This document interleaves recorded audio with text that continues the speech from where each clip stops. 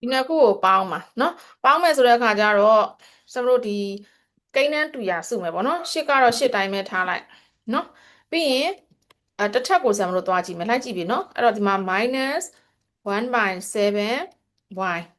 ဒီဘက်မှာရှိလားမရှိဘူးသူကထားပဲအဲ့တော့နှစ်ထပ်ကိုသွားကြည့်မယ်နော်နှစ်ထပ်ကိုသွားကြည့်တော့ဒီမှာ2/7 y square ဒီကောင်လေးဒီကောင် minus တွေက minus လို့ဆိုတော့ဘာလို့အပေါင်းရေးလို့ရတယ်ဒါကြောင့်မို့ဒီမှာဘာရေးမလဲ plus နော်1/7 y square ပြီးရင်ဘာရှိတော့ဒီမှာ4တက်ရှိတယ်เนาะအဲဒါကြောင့်မို့ဒီမှာ √11 เนาะ4တက်ပြီးလို့ရှိရင်ဒီဘက်ကတစ်ခုကသူတစ်ခုလည်းတီးတန့်နေဆိုတော့ဒါတွေပဲအဲ့တော့ငါတို့ရှင်းစရာဆိုတော့ဒီ y square လေးတစ်ခုပဲရှင်းဖို့လိုတာကျန်တာတွေကဘာမှရှင်းစရာမလိုဘူးเนาะသူကသူ8က8ပဲသူကသူ -1/7y ရပဲ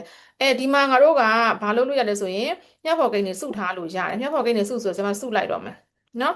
အဲ့တော့ √7 plus 1/√7ဒီကောင်လေးရဒီလိုလေးဖြစ်မယ် y square เนาะဒီသူ့နောက်က √11 y to the power 4ကဘာမှလုပ်စရာမရှိပေါင်းစရာမြောက်စရာမရှိပြီးသွားပြီအဲ့မှာသားဒီမှာကြည့်လိုက် √7 ဒီဘာဖြစ်နေရလဲပိုင်းခြေတူနေတာเนาะပိုင်းခြေတူနေတဲ့ဖြစ်တော့ကြောင့်ငါတို့ဒီအဲ့ဒီပိုင်းခြေဒီအပေါ်မှာသူ့ကိုဆွဲပြီးတော့ရှင်းပြပိုင်းခြေတူတယ်ဆိုတော့ဒီမှာက √7 လေးသားအပေါ်ကဘာလဲ2 plus 1မဟုတ်ဘူးလားเนาะဒါဆိုအဲ့ရဘာရလို့ရလဲငါတို့ကဘာရလို့ရ3/√7 okay ဟုတ်လားဟုတ်ဟုတ်ပြီ okay เนาะအဲ့ဒါဆိုရင်ဒီကောင်ကသူ့အနေနဲ့သူရှိနေတဲ့ကောင်လေးပဲငါတို့ကဆွဲဆက်ပြီးတော့ကောက်ရေးလိုက်ဒီမှာရလို့ရတာက3/√7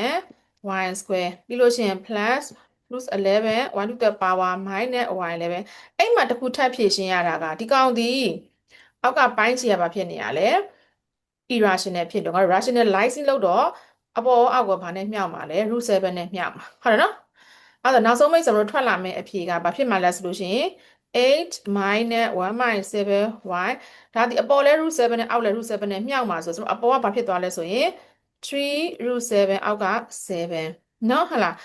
y square เนาะဒီဘက်က plus √11 y to the power 4 minus y11 okay ရလာတာလားဆိုရင်ဟမ်ဟုတ်တယ်